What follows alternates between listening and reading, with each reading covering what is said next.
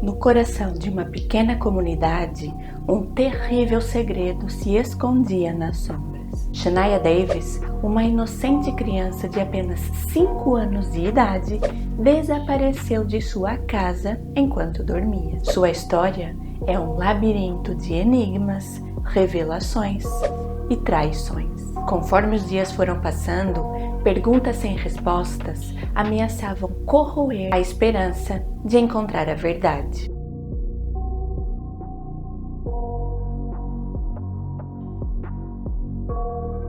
Quem seria capaz de um ato tão nefasto? Onde estava Shania? E o mais assustador de tudo, por que é que ela desapareceu? Este caso é um quebra-cabeças complexo que se desdobra revelando uma verdade monstruosa que ameaça abalar a nossa fé na humanidade. No quarto episódio da nossa série Infâncias Roubadas, vamos analisar a investigação do desaparecimento de Shania Davis, uma história sombria que desafia a nossa compreensão entre o bem e o mal. Felizmente, o verdadeiro, ou melhor, os verdadeiros responsáveis pelo desaparecimento de Shania foram identificados e capturados, o que aconteceu com o auxílio da genética forense.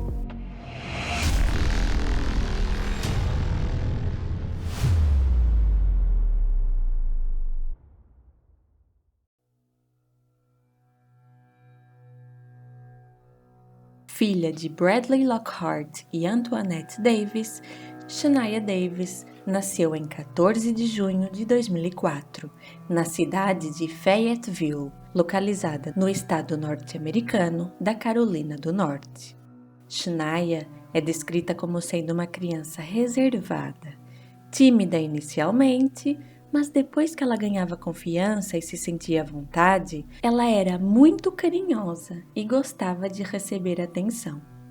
Quando algum de seus familiares estava fazendo alguma tarefa doméstica, como lavar a louça ou varrer a casa, Shania estava sempre por perto, tentando ajudar de alguma forma.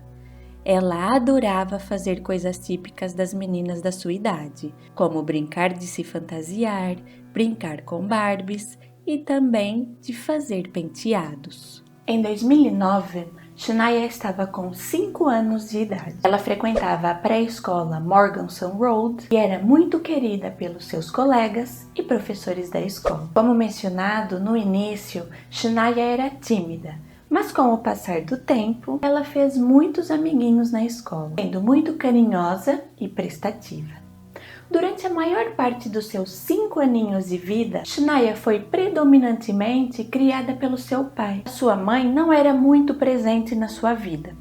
Isso soa muito triste, mas daqui a pouco você vai estar desejando que a situação de Shania tivesse permanecido assim, exatamente como estava, com ela vivendo com seu pai e apenas com seu pai. A vida da pequena Shania na casa de seu pai corria muito bem. Mas não se pode dizer o mesmo acerca da vida de Antoinette, a mãe de Shania.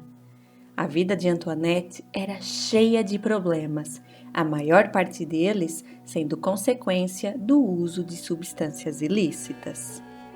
Até que em 2009, Antoinette parecia ter restabelecido o controle sobre a sua vida, dizendo ter se afastado do uso de substâncias ilícitas. Antoinette conseguiu um trabalho e estava a viver com seu primeiro filho, um menino que era 2 anos mais velho que Shania, na casa de sua irmã, Brenda. Então, na casa viviam Antoinette com seu filho, e os dois dormiam no quarto da frente, e Brenda, o seu companheiro, e os 2 filhos do casal, que dormiam no quarto dos fundos. Realmente, Antoinette parecia ter se livrado do uso de substâncias ilícitas. Ela então resolveu procurar Bradley e lhe implorar que realizasse o seu maior desejo, que era ser uma mãe presente na vida de Shania. Para Bradley, o mais importante era a felicidade de Shania. Ele refletiu muito sobre o assunto e concluiu que seria importante para Shania crescer tendo uma mãe presente.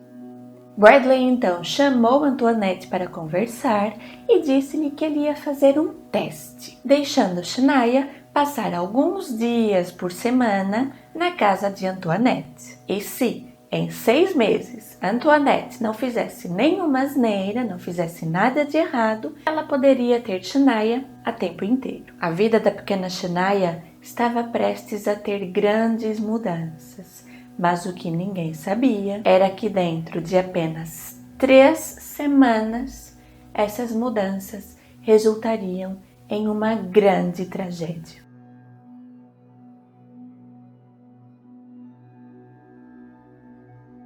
Na terça-feira, dia 10 de novembro de 2009, Brenda estava dormindo com seu companheiro e seus filhos, até que por volta das 5:30 da manhã, ela despertou, achando ter ouvido o barulho de abertura da porta de entrada. Brenda então acordou seu companheiro, que disse não ter ouvido nada.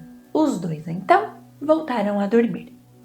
Até que cerca de meia hora depois, por volta das 6 da manhã, todos foram acordados por Antoinette. Ele lhes perguntou se eles tinham visto Shania. Após todos responderem que não, Antoinette disse que Shania não estava na casa e que ela ia sair para procurar por sua filha pela vizinhança. Cerca de 50 minutos depois, Antoinette voltou para casa após uma busca infrutífera. E Brenda disse-lhe para ligar para a polícia, ao que Antoinette mostrou-se hesitante. Mas Brenda insistiu até que Antoinette finalmente ligou para a polícia às 6:52 daquela manhã. 911, como eu posso ajudar? Eu acordei essa manhã e minha filha não estava em casa. Eu não sei o que está acontecendo, mas ela não está aqui. Quantos anos tem a tua filha? 5. 5? Sim, senhora. Ok. Que horas você acordou? Eu a vi às 5:30 da noite passada. 5:30 quando ela foi para a cama? Sim, não, quando ela voltou para a cama. Ok, isso foi às 5:30 essa manhã então. Sim, senhora. Ok, tinha alguma porta aberta ou algo do tipo? Ela sabe como destrancar a porta da frente. Ok, como ela se chama? Shania Davis. Este não seria o primeiro caso no qual uma criança desaparece de dentro de sua própria casa. Aqui no canal há vários vídeos que relatam casos de crianças que foram levadas de sua casa enquanto dormiam, como é o caso de Riley Fox, que tinha 3 anos de idade, e Danielle Van Damme, que tinha 7 anos. Caso você ainda não tenha assistido a esses vídeos, eu vou deixar os links aqui no primeiro comentário fixado. Voltando ao caso Shania Davis, infelizmente, há casos de desaparecimento nos quais a polícia parece não dar muita importância. Entretanto, este não foi um desses casos. A polícia recebeu a chamada de Antoinette e dentro de cerca de 10 minutos, diversas viaturas chegaram ao local. E os policiais levaram com eles cães farejadores. Eles imediatamente começaram a procurar por evidências forenses que pudessem indicar onde estava Shania. Até que aconteceu algo curioso. Uma policial notou o rastro de uma substância à porta da casa de Brenda. Ela abaixou-se para verificar o que aquilo podia ser e, pelo odor, ela assumiu que eram fezes. A policial pôs-se então a pensar por que é que aquilo parecia estar molhado, até que ela olhou para o lado e viu Antoinette segurando pelo cabo uma panela com água a ferver. A policial perguntou a Antoinette o que é que ela estava fazendo com aquela panela d'água nas mãos, ao que Antoinette respondeu que estava limpando a entrada da casa. A policial disse-lhe para parar imediatamente. Enquanto isso, um outro policial estava vasculhando os caixotes de lixo presentes ali na vizinhança. E dentro de um deles, ele encontrou um cobertor infantil. O marido de Brenda, ao ver o policial retirando o cobertor de dentro do caixote de lixo, disse-lhe que aquele cobertor era de Shania e que ele costumava ficar sobre o sofá. No cobertor, foi identificada a presença da mesma substância que estava no chão, ou seja, fezes. Os policiais começaram então a fazer perguntas aos moradores da casa. O irmãozinho de Shania sempre olhava para Antoinette antes de responder as perguntas que lhe eram feitas. E Brenda e Antoinette estavam sempre muito distraídas, mexendo nos seus telefones. Muito rapidamente, o desaparecimento de Shania ganhou atenção midiática e o seu pai, Bradley, acompanhado de sua irmã Carrie, tia de Shania, deram uma entrevista falando acerca do seu desaparecimento. Bom dia para vocês dois. Bom dia. Bradley, eu vou começar com você. O que a polícia te disse nesta manhã acerca das novidades na busca pela tua filha? Bem, eles têm me mantido informado, apesar deles não me darem muitos detalhes acerca da investigação. Eu entendo que isso é o melhor para o caso e para que eles consigam encontrar a minha filha. Você está se sentindo esperançoso nesta manhã? Eu me sinto esperançoso todos os dias, que alguém em algum lugar vai fazer a coisa certa e levar a minha filha para algum lugar, um hospital, uma delegacia. Qualquer lugar seguro, levá-la a um Walmart, eu não me importo. Apenas que alguém consiga encontrá-la e devolvê-la para as pessoas que a amam.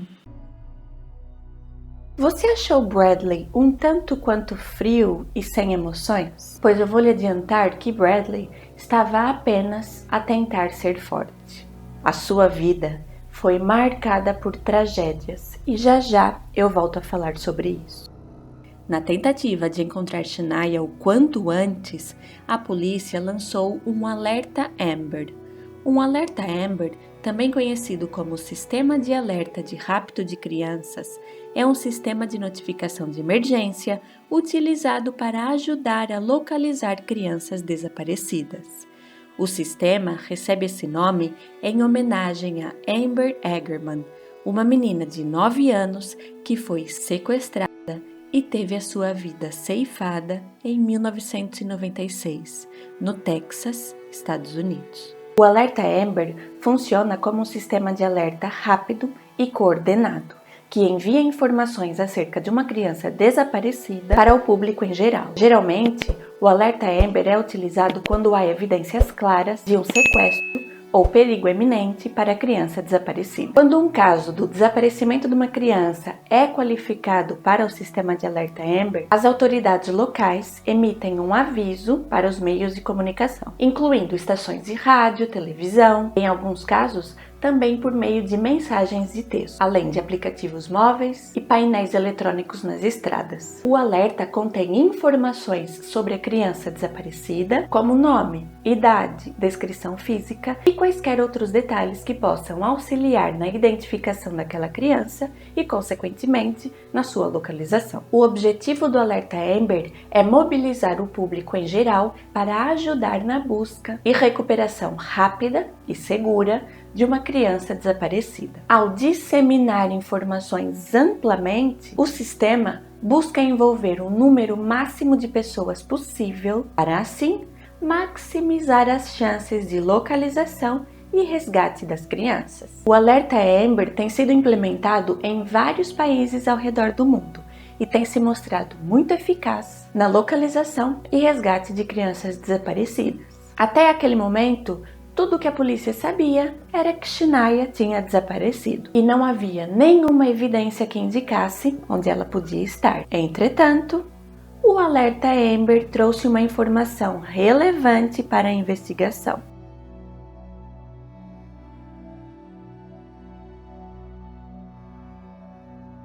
Os policiais receberam a chamada de uma mulher que trabalhava em um hotel e ela disse que acreditava ter visto Shania neste hotel onde ela trabalhava. Ela completou dizendo que na noite anterior um homem hospedou-se no hotel e ele trazia consigo uma criança que aparentava ter a mesma idade que Shania e era fisicamente semelhante a ela. Reconhecimento este que a funcionária do hotel fez após o alerta Amber. O tal homem chegou ao hotel sozinho e disse que estava viajando com a sua filha e que ele ia entregá-la à sua mãe, que morava na Virgínia. Mas como a viagem era muito longa, ele precisava de um quarto para descansar um pouco, visto que ele ia dirigir por uma longa distância. Até esse momento ele estava sozinho.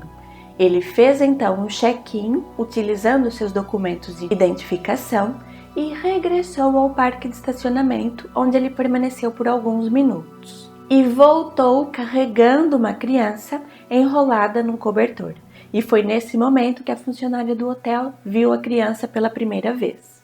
Às 6h36 daquela manhã, o tal homem saiu do quarto sozinho e foi tomar o café da manhã fornecido pelo hotel. Ele pegou uma banana, um copo de suco e um muffin e regressou com essa comida para o quarto. Após ouvir essa história, os investigadores foram então até este hotel e eles conseguiram as imagens captadas pelas câmeras de segurança do estabelecimento. E o que as imagens mostravam era surpreendente. No vídeo, era possível ver um homem atravessando o saguão do hotel, carregando Shania no colo às 6h17 da manhã. E às 7h35, ele saiu do quarto carregando Shania enrolada em um cobertor e ela aparentava estar dormindo. Um funcionário do hotel que estava nos corredores disse olá a Mário.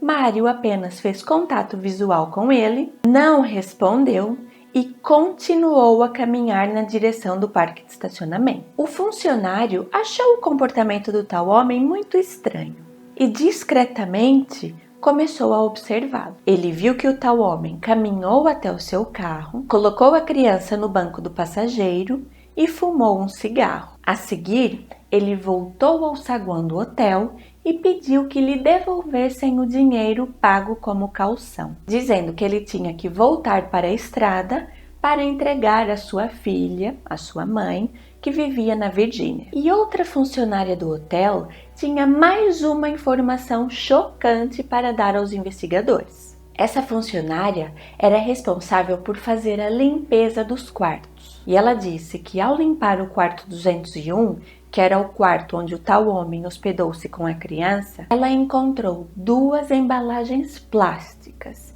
E nestas embalagens havia resquícios de um pó branco, o que ela suspeitava ser cocaína. Após pegar o seu depósito de caução, o tal homem entrou em seu carro, onde a criança continuava a dormir, e seguiu na direção da rodovia. Os funcionários do hotel acharam aquela situação fora do comum, mas não fizeram nada até o dia seguinte, quando na tela dos computadores do hotel apareceu a foto de Shania devido ao alerta Amber. O quarto 201 foi periciado na busca por evidências forenses. E os funcionários do hotel disseram que eles já tinham retirado as toalhas e o lixo do quarto antes de terem visto o alerta Amber.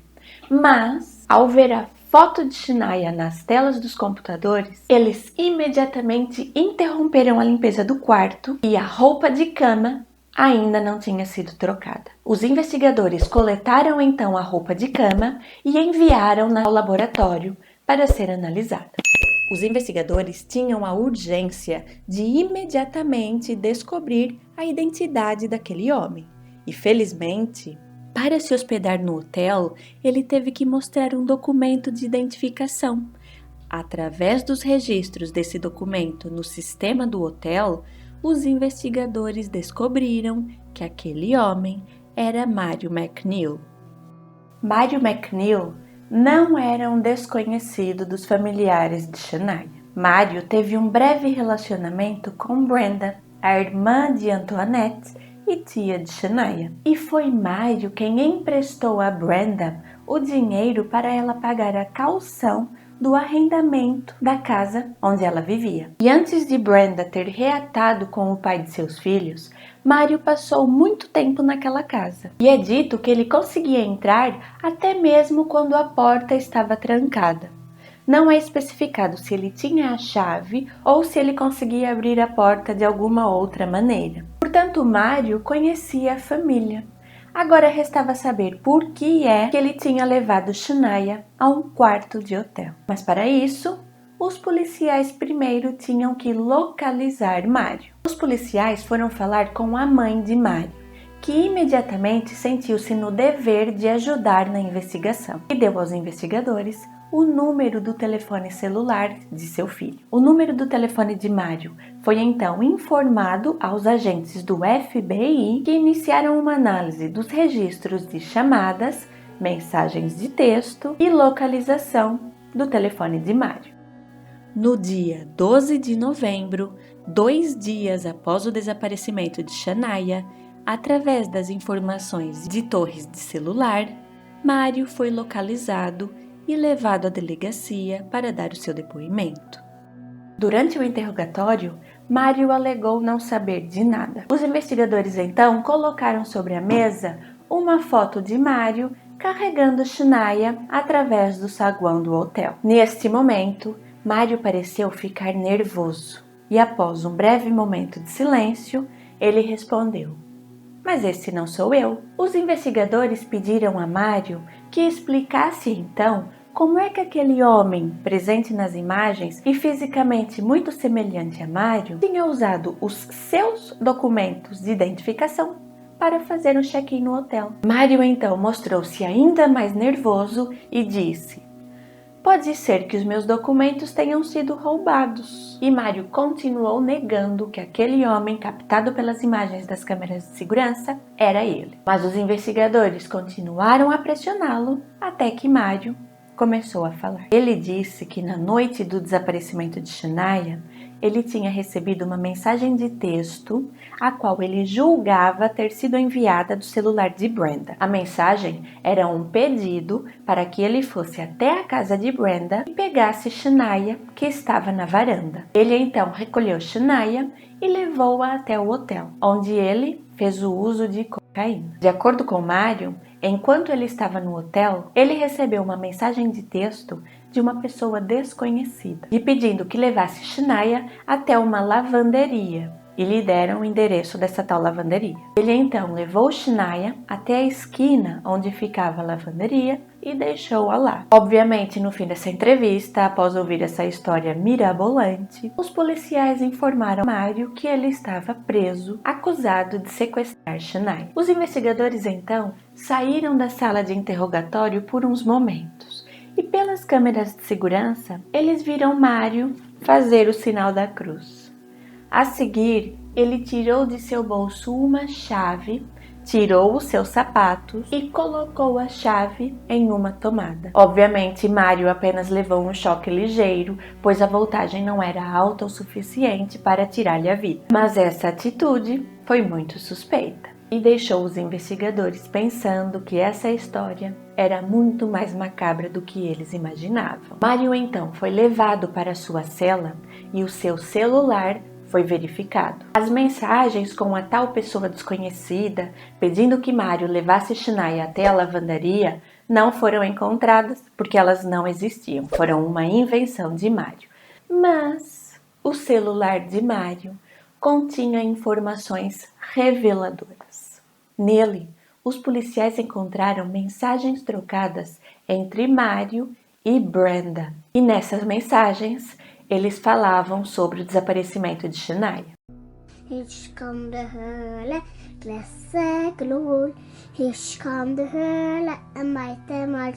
No dia do desaparecimento de Shania, quando Antoinette saiu dizendo que ia procurar por ela pela vizinhança, o seu filho ficou em casa com Brenda.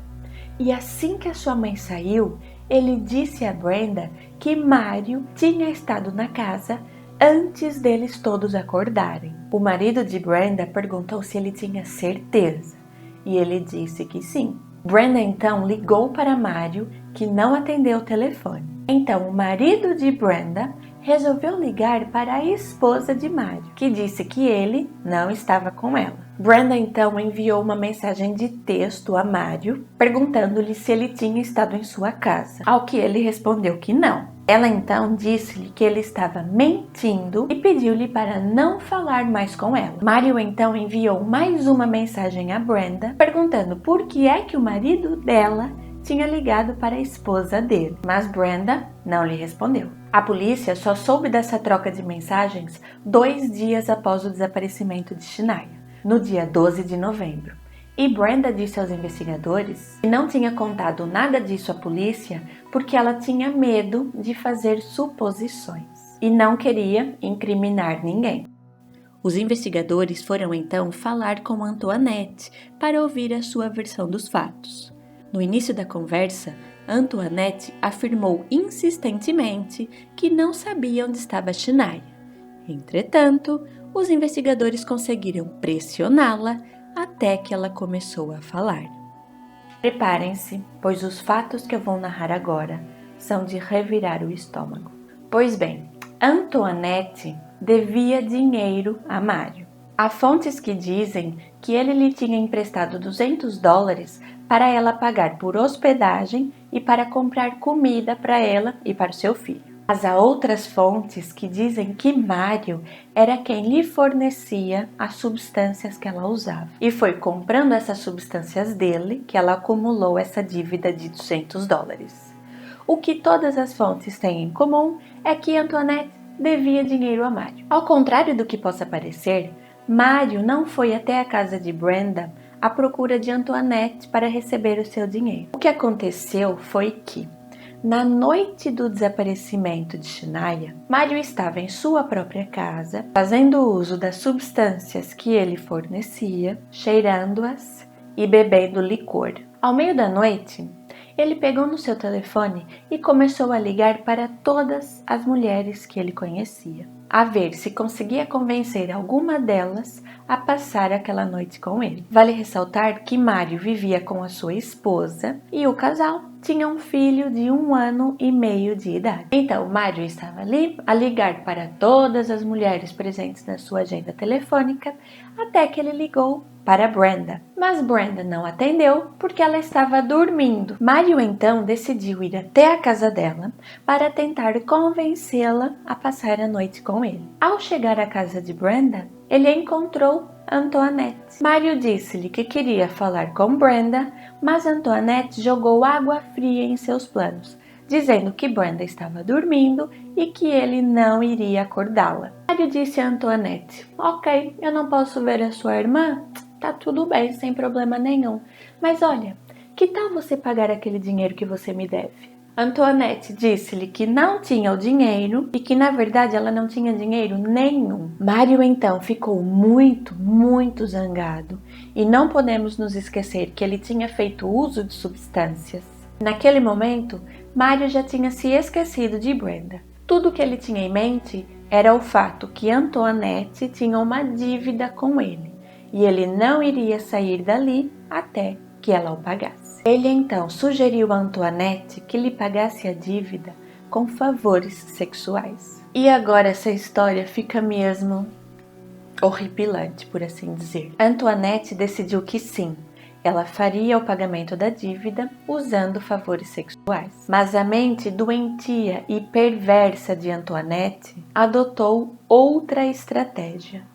Não seria ela quem pagaria a sua dívida de $200, mas sim a sua filha de 5 anos de idade. Antoinette admitiu aos investigadores que foi ela quem sugeriu a Mário que levasse a sua filha a um quarto de hotel. E ela disse, abre aspas, "Eu a entreguei a ele para pagar uma dívida de $200. Era suposto ele apenas fazer sexo com ela." Exatamente. Para pagar uma dívida de $200, Antoinette entregou sua filha a Mário para que ele fizesse o que bem entendesse com ela. Quando foi descoberto que Antoinette era quem tinha entregue Shania a Mário, ela foi imediatamente presa e os investigadores foram atrás de Mário para interrogá-lo novamente. Vale ressaltar que no momento de sua prisão, Antoinette estava grávida, esperando o seu terceiro filho.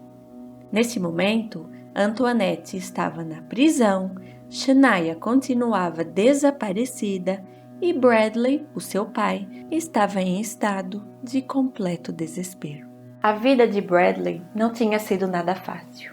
Isso porque ele já conhecia a dor de perder alguém amado de forma trágica e repentina. Em 1991, Bradley casou-se com uma mulher chamada Vicky Sue Lockhart, por quem ele estava perdidamente apaixonado. Com o passar dos anos, o amor entre Bradley e Vicky cresceu ainda mais, e desta união nasceram 3 filhos. O lar de Bradley e Vicky era cheio de amor e cumplicidade. 7 felizes anos se passaram, mas Em 1998, Vicky, então com 28 anos de idade, foi visitar a sua irmã, que na altura estava com 19 anos. Na casa da irmã de Vicky também estavam outros 3 adultos. Eles estavam todos convivendo e conversando, até que a casa foi invadida por homens armados, que amordaçaram e amarraram as 5 pessoas presentes na residência. E todas elas foram atingidas por disparos de arma de fogo. 2 pessoas resistiram aos ferimentos, mas Vicky, sua irmã e um amigo dela foram feridos fatalmente. A polícia divulgou que os criminosos tinham invadido a casa com a intenção de roubar, e 2 homens foram presos, acusados dos assassinatos. Após perderem a mãe, os filhos de Bradley foram viver com seus avós maternos, mas eles cresceram em contato com o pai. Após perder o amor de sua vida de forma trágica, Bradley viveu uma vida de solidão, até que os anos se passaram, ele conheceu Antoinette e quando Shania entrou em sua vida, o seu coração se encheu de alegria e Shania fez com que o processo de cura emocional de Bradley avançasse de forma muito mais rápida. Entretanto, Antoinette caiu no mundo das drogas e Bradley se viu mais uma vez sem uma companheira que lhe ajudasse a criar a sua filha. Mas agora, Bradley estava mais maduro e experiente e sentia-se capaz de criar Shania sozinho, o que ele fez perfeitamente durante anos, até que ele resolveu dar um voto de confiança a Antoinette e agora Shania estava desaparecida. Bradley, que inicialmente se manteve forte, a essa altura, principalmente após ter tido conhecimento dos fatos narrados por Antoinette acerca do desaparecimento de Shania, Bradley já não conseguia mais esconder o seu sofrimento. Eu a amo muito.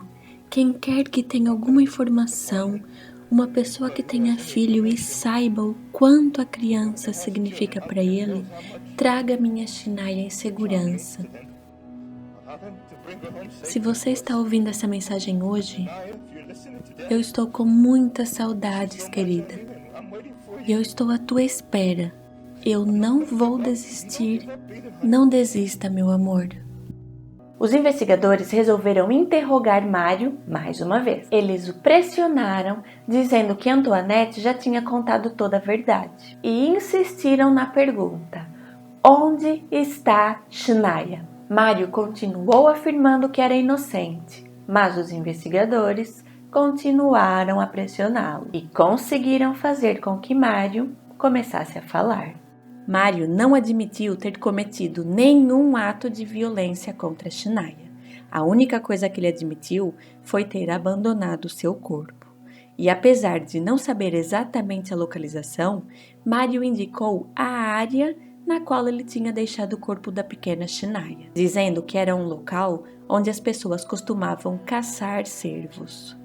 Um grupo de pessoas que treinava cães farejadores, ao ouvir essa informação na televisão, saiu em busca de Shania e, com a ajuda dos cães, ela foi encontrada.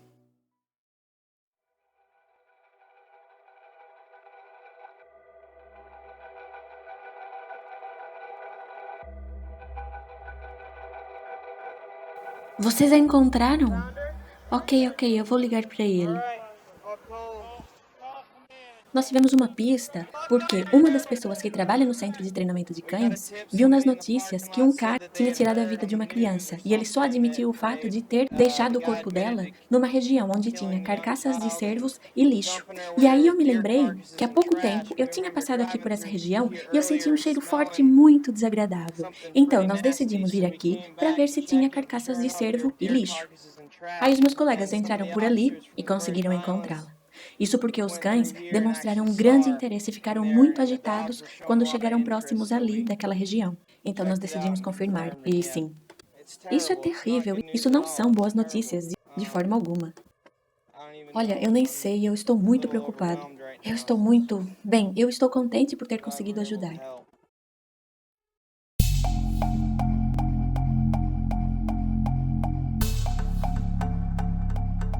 O corpo de Shania foi submetido a uma análise pós-mortem. Eu li todo o processo para trazer o caso aqui para vocês com fatos verídicos e, obviamente, no processo a informação está detalhada. Eu não vou entrar em detalhes acerca do que Mário fez com Shinaya porque seria desnecessário. Mas através da autópsia médico-legal foi possível determinar que a pequena Shinaya foi agredida sexualmente. A análise dos pulmões de Shinaya indicou a presença de edema, bronquite crônica e hemorragia intraalveolar focal. E o patologista forense concluiu que a causa mais provável de sua morte era a obstrução das vias respiratórias. Shinaya tinha sido asfixiada. No lençol que foi recolhido da cama do hotel onde Mário esteve com Shinaya, foi encontrado um pelo pubiano, assim como no cobertor encontrado no lixo, onde também foi encontrado um pelo pubiano. O DNA contido nos pelos, assim como nas hastes dos cabelos, geralmente apresenta um elevado grau de degradação, razão pela qual é muito difícil obter um perfil genético de marcadores nucleares para esse tipo de material biológico. Entretanto, é possível obter desses fios informação genética do DNA mitocondrial. As mitocôndrias são organelas que possuem um DNA só seu, separado do DNA nuclear. Uma vantagem é que, além de ser abundante, esse DNA mitocondrial está protegido pela dupla membrana da mitocôndria, o que aumenta a sua proteção e a possibilidade de se obter informação genética através desse DNA. Isso, mesmo em amostras nas quais o DNA nuclear já está degradado. Uma desvantagem do DNA mitocondrial é que ele é comum a todas as pessoas de uma mesma linhagem materna, ou seja, uma mãe transfere a informação genética do seu DNA mitocondrial para todos os seus filhos, e os filhos herdam apenas e exclusivamente o DNA mitocondrial de suas mães. Assim sendo, o DNA mitocondrial não tem o mesmo poder de identificação individual que o DNA que está no núcleo, mas ele fornece informações importantes no âmbito das investigações, principalmente no tocante à exclusão de suspeitos. Portanto, os dois pelos pubianos encontrados, um no lençol do quarto de hotel e o outro no cobertor de Shinaya que estava no lixo, foram processados e foi possível obter informações acerca do DNA mitocondrial dessas amostras. Obteve-se um haplótipo, que é o nome dado para um perfil genético obtido através do DNA mitocondrial. E os haplótipos obtidos através dessas duas amostras criminais eram correspondentes, ou seja, ambos os pelos vieram do mesmo indivíduo. A seguir, esse haplótipo foi comparado ao haplótipo obtido através de uma amostra fornecida por Mário. E não foi possível excluir Mário como sendo doador daquelas amostras, pois os haplótipos eram iguais. E essa informação, obtida através da genética forense, indicando que um pelo pubiano de Mário estava no cobertor de Shinaya, aliado ao fato de que fezes foram encontradas no cobertor e na porta da casa, indicavam que o abuso sexual de Mário contra Shinaya já tinha tido início dentro da casa, na presença de Antoinette.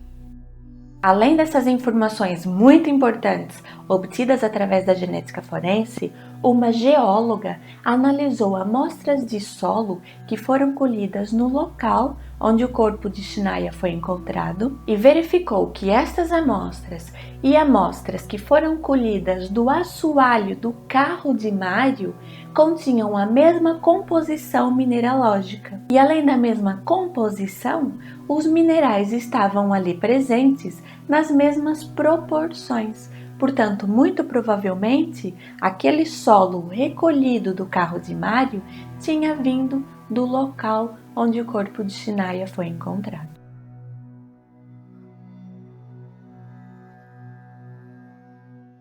Após todas as evidências forenses serem apresentadas e após as testemunhas de defesa e acusação darem os seus depoimentos, o júri deliberou e no dia 23 de maio de 2013, o veredito foi anunciado.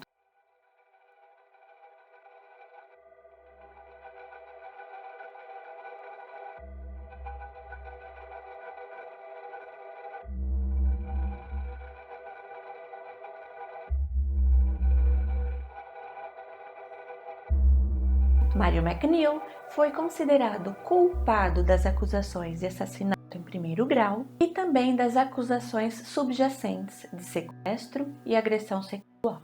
A seguir, deu-se início à etapa de decisão da pena a qual Mário deveria ser condenado. Nesta etapa do processo, Bradley, pai de Shania, assim como uma de suas filhas, deram seus depoimentos como testemunhas de impacto. Bradley revelou alguns fatos sobre o seu relacionamento com a mãe de Shania. Ele disse que conheceu Antoinette numa festa e os dois tiveram um breve relacionamento e então deixaram de se ver. Meses depois, ele foi contactado por Antoinette, que lhe disse que estava prestes a dar à luz a um bebê e que Bradley era o pai da criança.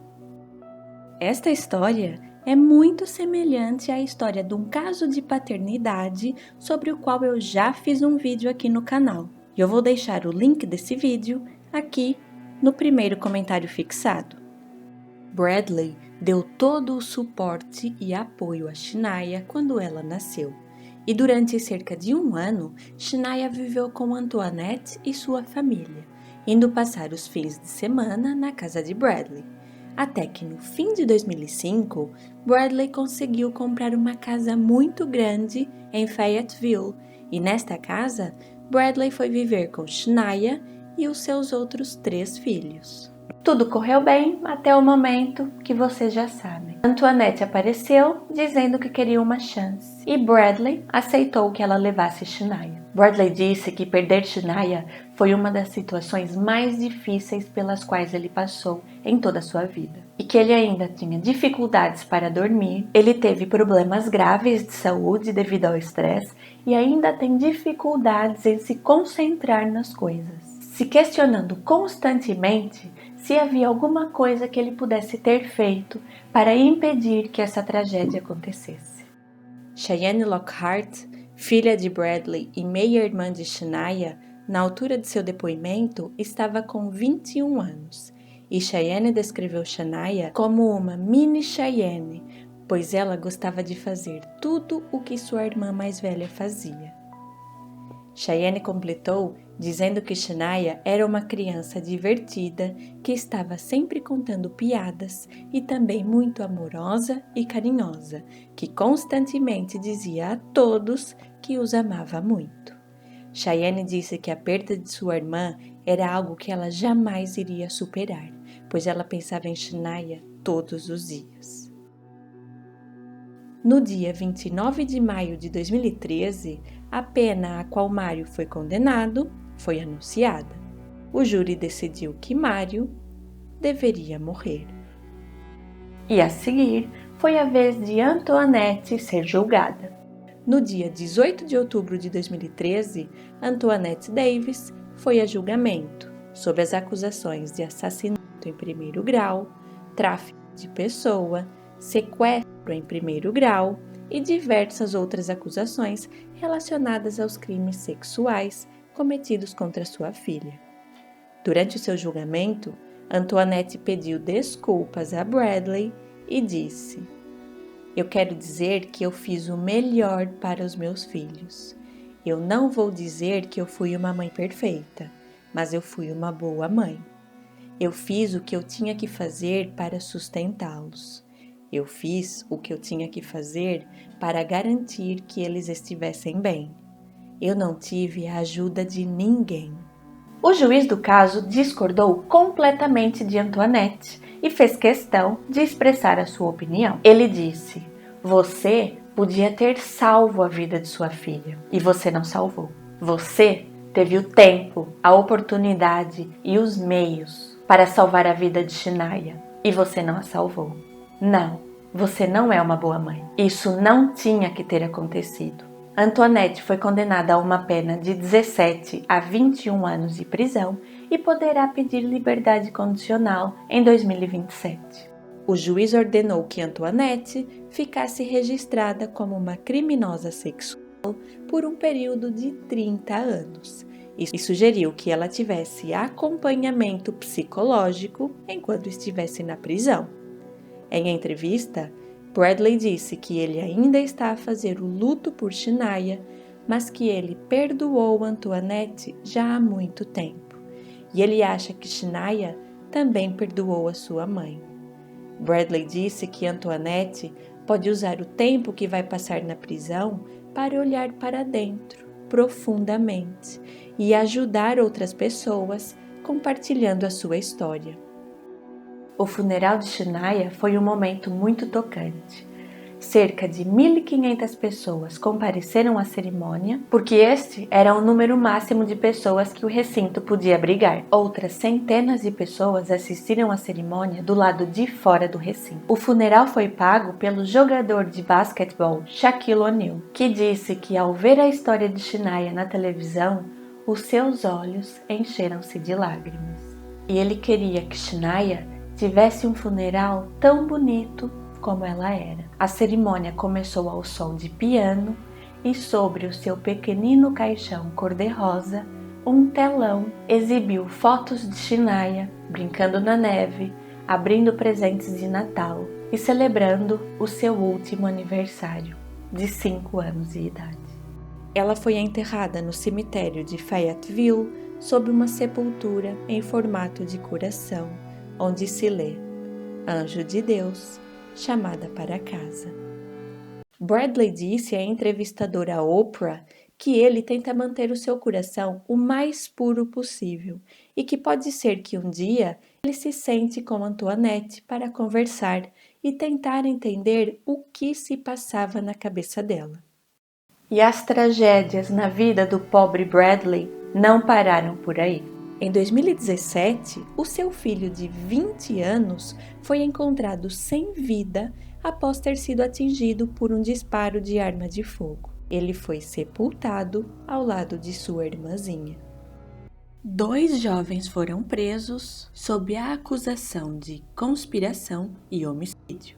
A polícia acredita que a origem desse assassinato seja a compra ou venda de entorpecentes.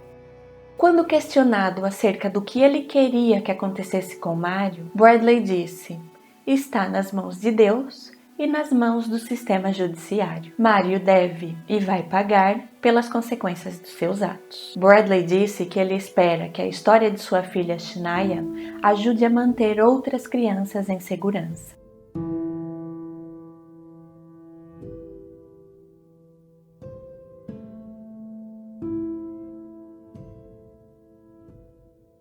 Eu espero que você tenha gostado do vídeo de hoje, obviamente não da história em si, mas sim da forma como eu apresentei os fatos. Caso tenha gostado, peço que deixe aqui o seu like, inscreva-se no canal e ative o sininho para não perder nenhum episódio dessa nossa série Infâncias Roubadas. Para você que chegou até aqui, no fim do vídeo, eu deixo o meu muito obrigada, um grande abraço e até a próxima.